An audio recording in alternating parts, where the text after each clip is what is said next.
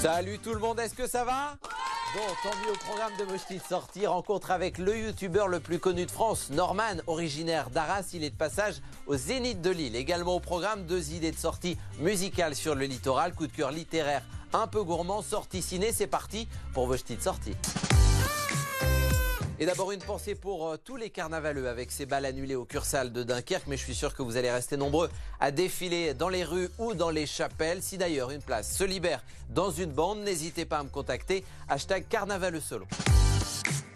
Sinon également sur la côte, je voulais vous parler de 2 rendez-vous, les 250 ans de Beethoven qui sont célébrés ce dimanche à 16h30 au château d'Ardelot. Autre rendez-vous musique ce dimanche à l'espace de la Faïencerie à Boulogne-sur-Mer, une bourse aux disques est organisée, tous les styles musicaux représentés, également un tête vinyle à trouver, mais il me paraît important de préciser que cet événement est organisé par le fan club de Johnny Hallyday. Il est né à Arras et toute la France le connaît. Norman, l'un des premiers youtubeurs à avoir percé, a éteint sa webcam pour se lancer un nouveau grand défi, la scène, avec son spectacle de la maturité, dit-il. Il est de passage au Zénith de Lille. J'ai pu le rencontrer dans son appartement parisien. Regardez. Bonjour à tous, c'est Norman pour BFM Grand Lille et BFM Grand Littoral. Que des grands en fait, que des grands trucs pour un grand public. Bon là c'est pas ouf, mais en tout cas j'espère que j'ai quand même... Mais c'est déjà très bien. Bon, on s'installe et on parle de ton spectacle. Installons-nous. En général, moi mes vidéos elles ont pas d'intro, c'est-à-dire que je vais directement dans le vif du sujet. Et je sais qu'il y a tous les youtubeurs ont des petits gimmicks, mais je trouve ça presque parodique de faire ça, tu vois. Norman qui ferait une blague de vieux, ça serait quoi? Moi franchement j'ai vraiment des blagues très pipi caca, très beauf. Tu t'adresses dans ton spectacle à des jeunes qui t'ont connu forcément sur YouTube. Est-ce que tu essayes justement de garder l'humour que tu as pu avoir dans tes vidéos? C'est vrai que j'ai cette étiquette sur la tête depuis toujours de humoriste des jeunes. Mais en vrai, moi j'ai 32 ans, je suis papa, je suis adulte, j'ai la vie qui va avec. Alors, je sais que c'est relou, les parents qui pendant des heures parlent de leurs enfants, je sais que c'est jamais intéressant.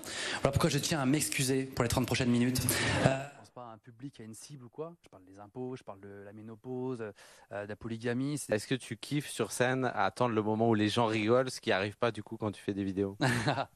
Évidemment, c'est toujours jouissif de ressentir les rires immédiatement. C'est plus bizarre de faire des vidéos que de faire de la scène, je trouve. Bon, mine de rien, on parle d'enfants, on parle de parents aussi. Et toi, tes parents? Écoute, là, t'es entouré de jouets. Tu peux attraper ce qu'il y a sur ton canapé. Ça, c'est ma dernière trouvaille que j'ai pris sur Internet. C'est un casque pour apprendre au bébé à marcher, pour pas qu'il se cogne. J'ai cru que c'était une casquette, moi. Ouais, mais c'est un peu design casquette. Moi, je vais prendre mon portable. Si je fais un petit tweet et que je mets bonne journée, tout le monde, tu penses qu'on va me répondre quoi? À chaque fois que je m'exprime sur Twitter, je suis directement contredit. La fois, j'ai simplement écrit bonne journée à tous. Un mec a répondu, moi j'habite en Martinique, plutôt bonne nuit, fils de pute. Un mot sur 2 lieux, le Marais. J'aime le Marais en particulier. C'est bizarre parce que quand on connaît pas ce quartier, ça a la réputation d'être le quartier homo. C'est le quartier de la Fashion Week, c'est le quartier, c'est très bourgeois, c'est le quartier de la mode. C'est dans le Marais, c'est plein de petites boutiques un peu cool. Il y a un truc qui s'appelle la Maison du Chou. Ils font un petit chou à la crème, trop mignon et tout. À côté, un truc qui s'appelle la Maison du Fist. C'est un délire. Un autre lieu, le Nord, parce que là, tu es de passage dans le Nord. Ça fait quoi de passer à la maison? Dès que j'y retourne, ça me fait un truc de ouf. J'ai rejoué, je me rappelle, au Colisée à Lens, là où j'ai fait mes premiers spectacles de claquettes quand j'étais petit, quand j'avais 8 ans, tu vois. Et puis en plus, le public est à donf. Franchement, c'est dans le Nord, c'est les bestes. Comment ça termine un YouTuber? Moi, en général, je finis en demandant aux gens de s'abonner à ma chaîne. Allez, ciao. Un pouce bleu. Bon, ce week-end, je vous préviens, c'est petit-déj au lit. Ah si, ça fait longtemps et ça me fait plaisir. Alors, je vous entends déjà, qui va aller chercher le pain, qui va tout préparer, la. Moi, j'ai une alternative, un compromis. Faites votre pain vous-même. C'est le coup de cœur littéraire et gourmand du Furet du Nord cette semaine, une encyclopédie consacrée au pain. Marie-Laure Fréchet est vraiment une journaliste impliquée dans la vie lilloise. Et là, elle nous propose un énorme livre chez Flammarion, plus de 100 recettes. Du pain aux noix, du pain au chocolat. Vraiment, je les ai goûtés, plongés dans ce livre. Profitez-en en famille. Vous avez un week-end de dégustation et un week-end de partage. C'est juste jouissif. J'en avais dit un mot la semaine dernière puisque le film était en avant-première dans pas mal de salles. Le film De Gaulle est désormais visible dans toutes les salles de France, notamment au Kinépolis de l'Homme ou encore à l'Alhambra de Calais. C'est Lambert Wilson qui incarne à l'écran le général de Gaulle, une rencontre qui s'est presque faite dans la vraie vie. Il est au micro de Nicolas Béard. J'ai vu de loin, mais en tant qu'enfant, le général de Gaulle, j'avais été invité à un arbre de Noël à l'Élysée et j'ai un souvenir très précis dans ma vie d'avoir été dans la même pièce que le général, ce qui est quand même assez rare. Le film tourné en partie à Dunkerque, d'ailleurs regardez ces images, ces photos de tournage retracent un mois de la vie du général de Gaulle en pleine Seconde Guerre mondiale de mai 1940 à l'appel du 18 juin. Ce qui est une période finalement moins intimidante parce que c'est le moment où il apparaît sur la scène publique. Les images de lui sont peu connues. Il n'y a pas toute la lourdeur du mythe et du personnage. C'est presque un jeune homme de 50 ans. Et c'était plus léger finalement. Courez vite voir ce film, extrait.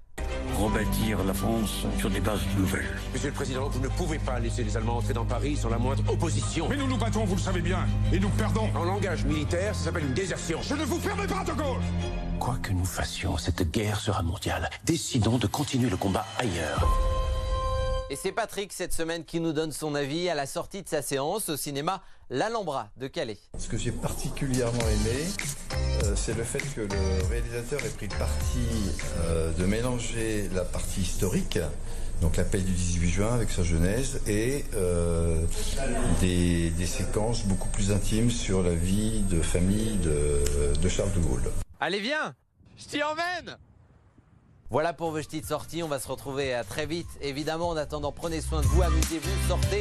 Et on se quitte avec ces très belles images envoyées par Géraldine qui nous fait découvrir la plage de 800. Vous aussi, envoyez-nous vos idées de balade sur la Côte d'Opale. #sortie au pluriel @bfmgrandlille.fr. À la semaine prochaine. D'ici là, on s'appelle et on se dit quoi ?